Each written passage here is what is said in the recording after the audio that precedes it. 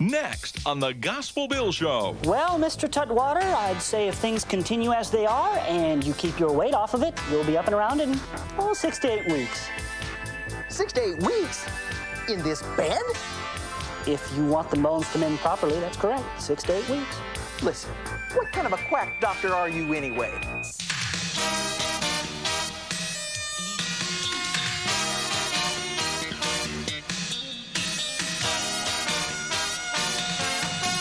It's the Gospel Bill Show, featuring Gospel Bill, his sidekick, Nicodemus, Miss Lana, good old Elmer Barnes, and the entire Dry Gulch gang.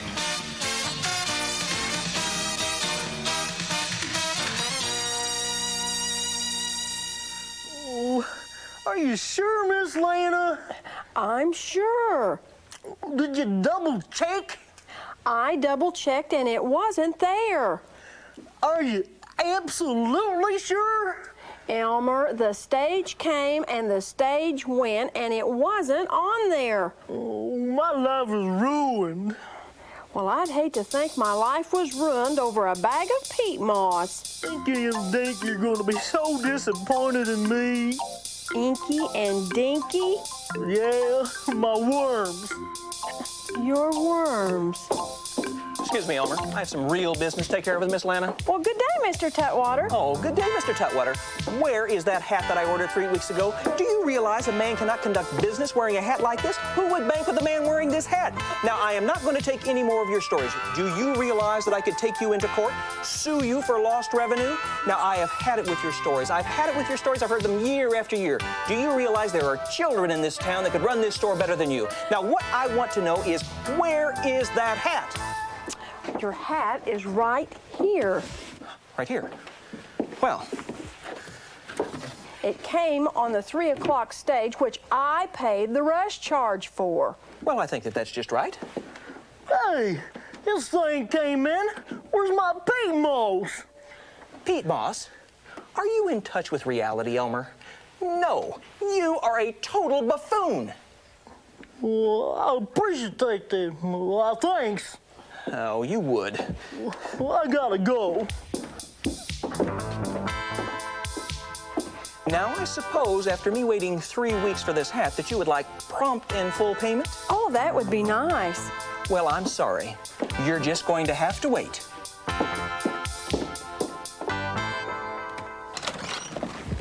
Hey, GB, guess what I'm gonna buy? Well, I got no ideas. Give me some kind of a clue. Okay, it's something that'll help a feller with his courting. You're gonna buy some cologne? No, I already got 3 bottles of that. Something that you can sit down on. You're gonna buy a sofa? No, not a sofa. It's got wheels on it, wheels. Sit down on your cord. A buggy. You're gonna buy a buggy. You got it, Gospel Bill. See, last night I took Miss Trudy Lou out on the back of my horse, and she bounced up and down and all around, and finally she got sick to her stomach, and she laid down the law to me. She said, Nicodemus, I ain't gonna go out with you no more till you do me right and proper by getting a buggy for me to ride in. Well, she does have a point there. Yeah, I think she does too. Well, now see, I got $350. And I figure I can go to Mr. Tutwater at the bank. When he loaned me $150, the buggy costs $500. Well, it sounds to me like you've got enough of your money tied up in it. I don't know why it wouldn't. Yeah, that's what I figure. Well, excuse me, I gotta go talk to him right now and get that money so I can get that buggy. Woo! Trudy Lou, gonna smooth out your ride for you. Hey, Mr. Tutwater, you're just the fella I was looking for. Well, I wish I could say the feeling was mutual, but I'll make an exception in this case. Huh? What do you want, Nicodemus? Well, I'll get right to the point. You see, I've been dating Miss Trudy Lou for a while now, and we're kind of past the stage where we're serious, you know, and, well, I'm just not comfortable with her sitting on the back of my horse kind of. So I figure I need a buggy to haul her in. Well, I got this real nice one spotted. It's all black and got white sidewall tires, but it costs $500. Well, I only got $350, but I figure with my good credit rating, I'm coming down to the bank, borrow $150 from you. What do you say? No. No? Oh, come on, Mr. Tutwater. Now, what time I come down and sign the papers? Say about an hour or so? No. No? Why not? Because I'm not in the buggy business. Never have been, never will be. Now, if you want money for oil, if you want money for cattle, you can come see me. But if you think you need a buggy so bad, go down to Merlin Ed's used buggy shop. See if they can do anything for you. You old tightwad skin flint.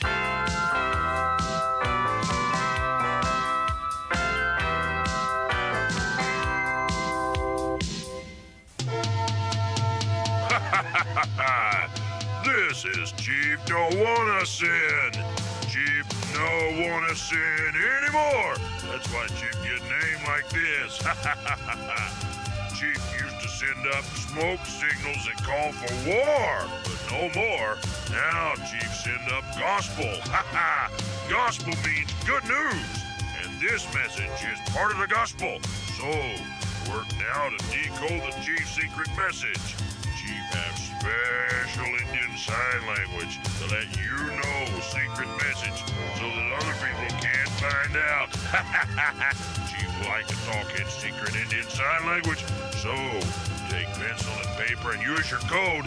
Decipher the message that the Chief put on the screen. Oh, Chief like to put message on this kind of screen.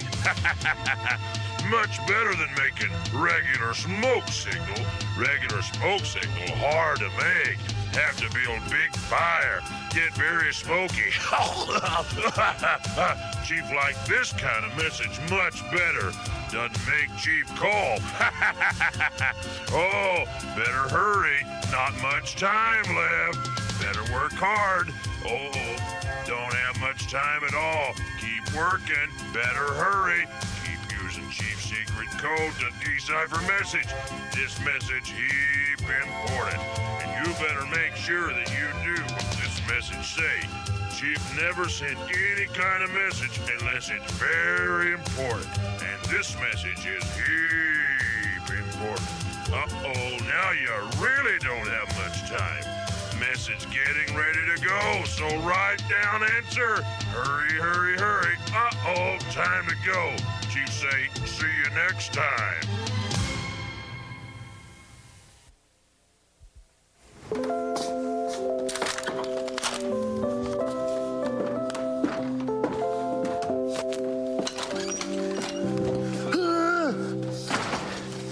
Now you think, with my credit rating and the money I had on hand, Tutwater would loan me the money for the buggy, wouldn't you? But you know what he said? He said, no. A big, fat no. Did Tutwater give you any kind of a reason? Yeah. He said he wasn't in the buggy business. Can you believe that? Just messing up my romantic life. How can I be the Romeo of the range without that buggy? I ain't getting any younger, you know. And neither is Miss Trudy Lou. Tutwater is the stingiest man I ever seen in my whole entire life. Well, when he squeezes a nickel, he's so tight he makes an Indian ride to Buffalo. Sheriff, wonder if I could have a word with you, please? In private? Tutwater, I was here first. And if you think I'm leaving just because you brought your stingy little body in here, you got another thing coming. You're just upset that I didn't loan you the money. Hey, see? Squeezing the nickel. What I take Indian on the Buffalo? Nicodemus, I think this might be official business. Won't you excuse us for just a minute? Oh, Tutwater, I'm gonna get that buggy with your loan or without it. Sheriff, as mayor of Dry Gulch, it's my duty to come and report to you the results of last night's town meeting. In regard to your annual salary review, instead of the raise that you were probably anticipating, we have, upon my recommendation, decided to cut your salary by 15%. Are you telling me that the town council's not happy with the way I do my job? Well, Sheriff, now you've got to admit, I mean, there's just not much for you to do anymore. The crime is down. There's just not a whole lot to do. What you really mean is that a fella comes into town, cleans it up, gets the outlaws off the street, and you reward him by cutting his pay. Sheriff, what I'm telling you, in Dry Gulch, we pay for services rendered, not services anticipated. Good day. Oh, it's a bluebird kind of day. Elmer, what are you doing? I'm breathing in the clean country air. You mean you're just standing here taking a break? Yep. Doing nothing? Yep. Now, does that mean that the buggy that I gave you to fix is finished? No. Do you mean that you've had a man of my stature walking around town instead of riding in his buggy and you don't care? Well, I'm sorry. Listen, I am so tired of buffoons like you messing up my business. I just gotta... Hey, you were singing Opry.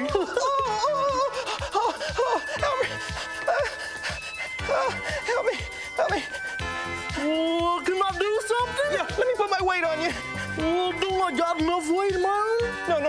Just pick me up and carry me to my place. Okay.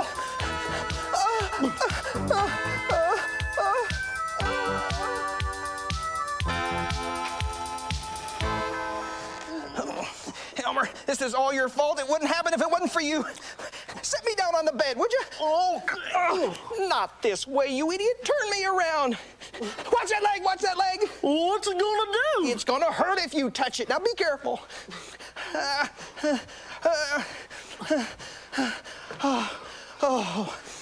Well, are you guys okay? What is that odor? Where? Elmer, that is you. You reek. Eureka! Oh, listen, you smell worse than the stockyards. Really? Listen, why don't you do something right? Now go get the doctor for me. Okay. Now, you idiot. Okay. Oh, my leg. Well, I see that you have your Valentines ready. No, I certainly do. 27 of them. I thought there were 29 kids in your class. I'm not going to send one to myself, and I'm certainly not going to send a card to that Martha Fatsenhog. Ooh, Gene, if you don't send a card to Martha, it's going to hurt her feelings. I don't care what it does to her feelings. I'm not going to send her a card. Jeannie, no one's going to send Martha a card. Why not? Because she's ugly, and she's mean, and she's fat, and nobody likes her. Ooh, Gene, you can't do that to Martha. It'll hurt her. Imagine what it would be like if no one sent you a Valentine card. Well, I haven't thought about that. But that doesn't change anything. I am not going to send Martha a card. You got to be considerate of other people's feelings, Eugene. You're a Christian. Christian or not, I'm not going to send a card to Martha. If I send a card to her, everyone will think that I love her. Eugene, you do love her. Ah! How can you be so cruel to me? Well, Mr. Tutwater, I'd say if things continue as they are and you keep your weight off of it, you'll be up and around in, 6 to 8 weeks. 6 to 8 weeks? In this bed? If you want the bones to mend properly, that's correct. 6 to 8 weeks. Listen, what kind of a quack doctor are you anyway? 6 to 8 weeks, Mr. Tutwater. I'll send you my bill. Oh, yeah. And I bet it'll be double for house calls.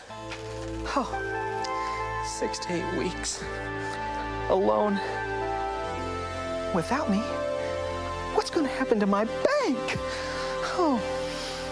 Now, weren't that the doc that just walked by here? Yeah, it looks like he's in a hurry. Well, he did it. Did what? He kicked it. Kicked what? The door. What door? Over there.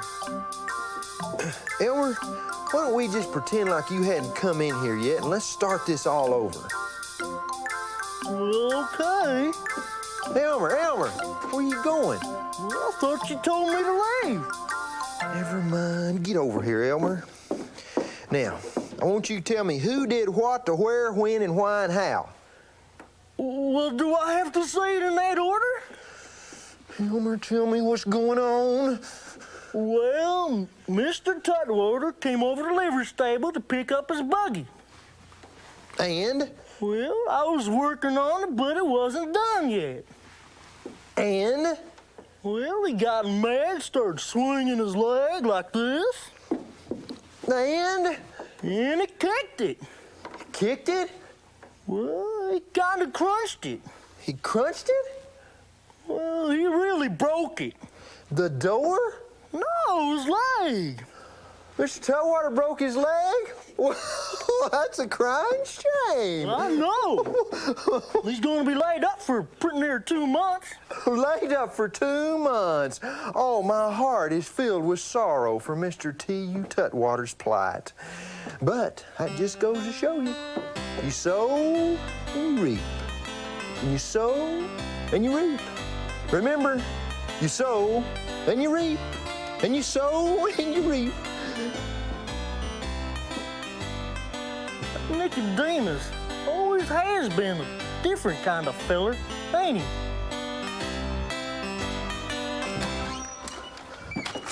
Oh, Gospel Bill, did you hear what happened to poor Mr. Tutwater? Well, I hadn't heard anything. What happened? Well, it seems that Mr. Tutwater was down to the livery stable getting his buggy fixed, and they didn't have his buggy ready. Poor Mr. Tutwater got mad, and he kicked that livery stable.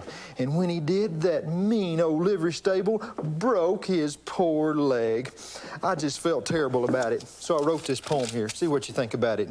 We heard the news, and it's a shame. You broke your leg, and now you're lame. God paid you back for all you've done.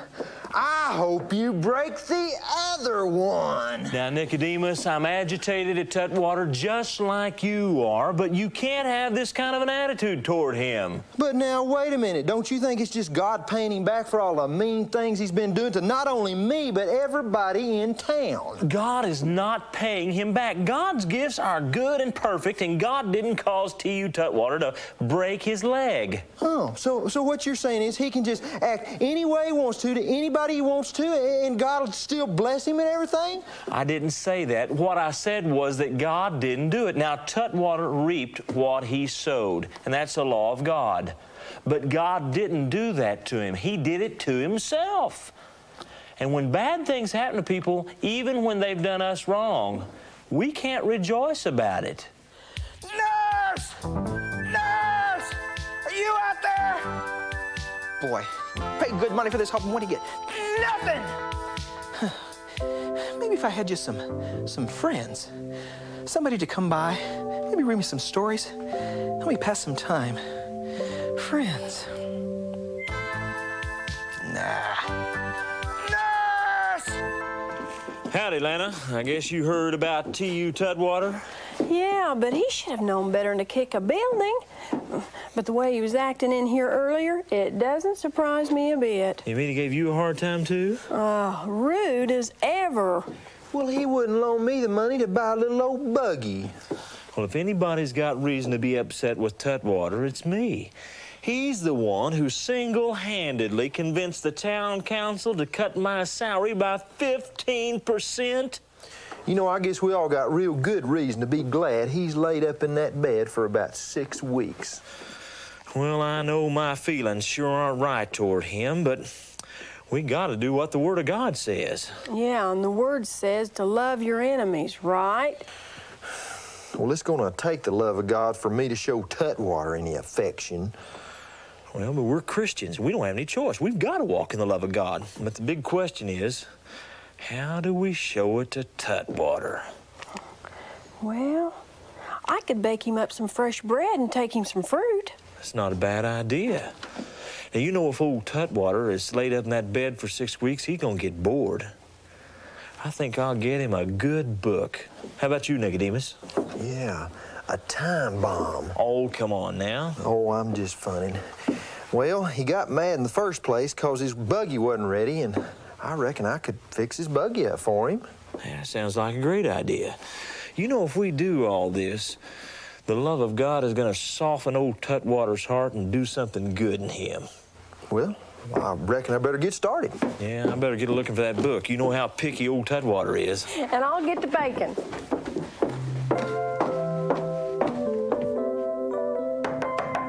Oh, company, please come in. Hello, Mr. Tutwater. Oh, Miss Lana, listen, if you came by to make a payment, you could have done that at the bank. Oh, that's not why I came. Oh, well, that figures. What's that? Nothing. Listen, what do you have there? Well, I made you some homemade bread and brought you some fresh fruit. Well, that was very, Nice. Yeah, nice. Thank you. You're welcome. Howdy, Mr. Tutwater. Nicodemus, I am not changing my mind. Oh, I didn't come here to talk about that loan. Oh, I suppose you came to taunt a man on his sickbed. No, I came to deliver your buggy. My buggy? Yeah, I got it all fixed up for you. You fixed my buggy? Yeah. Oh, I noticed something. The oil seemed a little low. You might check it. What? And I got your buggy keys right here. Huh? If you weren't my sister, I'd clobber you for telling me that I love Martha Fatsenhog. Now, Eugene, you do love her. You love her with the love of God. Jeannie, I could never hold hands with Martha Fatsenhog, and I would certainly never kiss her. I'm not talking about romantic love. There's a difference. I'm talking about God's love. What do you mean? If you love somebody, you hug them, you kiss them, you hold their hand. No, that's romantic love. God's love is different. When you have God's love, you're kind to people. They don't have to be your girlfriend for you to have love for them. Really? I mean, I thought the only people you loved were your mother, your dad, your aunts, your uncles, your grandma, your grandpa, and your girlfriend. Maybe even your sister, but not Martha Fatsenhog. You do love Martha Fatsenhog with God's love. You have to, Eugene. Every Christian has to have God's love flowing to everyone, including Martha. But she's ugly. Eugene, do you know that we were all ugly in God's eyes because of our sins? But God loved us anyway, and when he sent Jesus into our hearts, he made us beautiful. Now, you need to show that same love to Martha Fatsenhog. All right. Oh, I guess you're probably right. I know it would make her feel really rotten if she didn't get a card. It would make her feel really bad. And this might be just a chance for you to talk to her about Jesus. Yeah, I guess you're right. Well, I'll send her a card, but I won't tell her that I love her. Now, Sheriff, I know you came by to argue, but I'm in no condition to dicker over your salary. I didn't come here to argue about my salary. Mr. Tutwater, I heard about your leg. And when I found out about that, I felt like you might want something to read while you're laid up here in bed. Here's your book. A book? From me? From you? Yeah, and I think you'll find that book particularly interesting. It's called How to Double Your Bank's Assets in 12 Easy Steps. Oh, yes. Now, wait just a minute. I don't understand this. Why are you people being so nice to me? Why, I was instrumental in getting your salary cut, I was rude to Miss Lana, and I'd failed to give Nicodemus that loan that he wanted. Now, I don't understand this. Well, Nicodemus and Lana and myself are all Christians, and you know that. We got to follow the teachings of the Lord. And Mr. Tutwater, the Lord tells us that we're to love our enemies. The people we don't always see eye to eye with. We're supposed to love them. We don't always see eye to eye with you, but we're going to love you. Me? Hey, Mr. Tutwater. Elmer, what are you doing with my bank ledgers? And my hat? And my pen? Well, I knowed you couldn't get down to the bank, so I thought I'd help you out and balance your books. Oh, Sheriff, help? Oh, I got to be going, Mr. Tutwater. I'll see you later. Oh, no.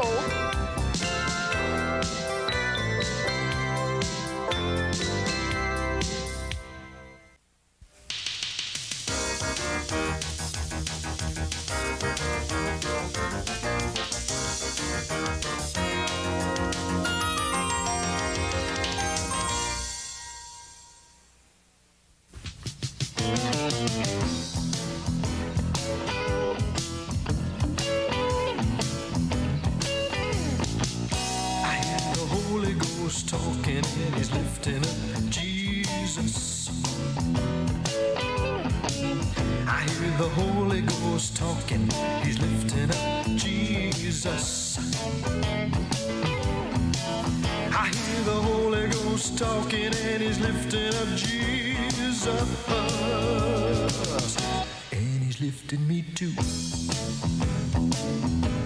He's lifting me too. I hear the Holy Ghost talking, he's lifting up Jesus. I hear the Holy Ghost talking, and he's lifting up Jesus. Yeah, I hear the Holy Ghost a talking and he's lifting up Jesus. And he's lifting me too. He's lifting me too, yeah. I hear the Holy Ghost talking. He's lifting up Jesus. I hear the Holy Ghost talking.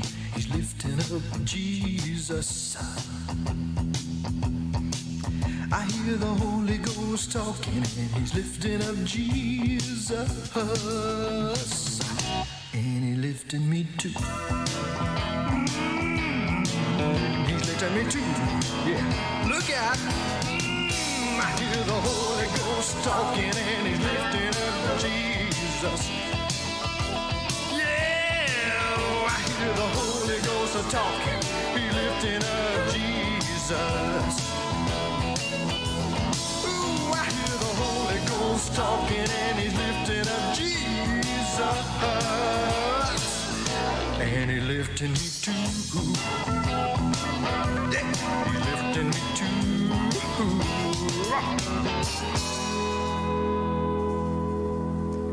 You know, sometimes there are people we come up against who are very hard to love. But God's love can help you to love anybody. You know, when Jesus was nailed to the cross, the soldiers put nails in his hands and in his feet, and those nails hurt very, very much. But instead of yelling at the people who crucified him, Jesus prayed and said, Father, forgive these people because they don't know what they're doing. He did that because he was full of God's love. You know what? You too can be full of God's love. And the way that you get it is by asking Jesus to come into your heart. When Jesus is in your heart, you can love just about anybody because his love is powerful enough to overlook other people's sins. So right now, bow your head and pray with me and say, Dear Heavenly Father, I want Jesus to come into my heart. I believe that he was raised from the dead and I want him to be my Lord. You do that and God's love will be yours.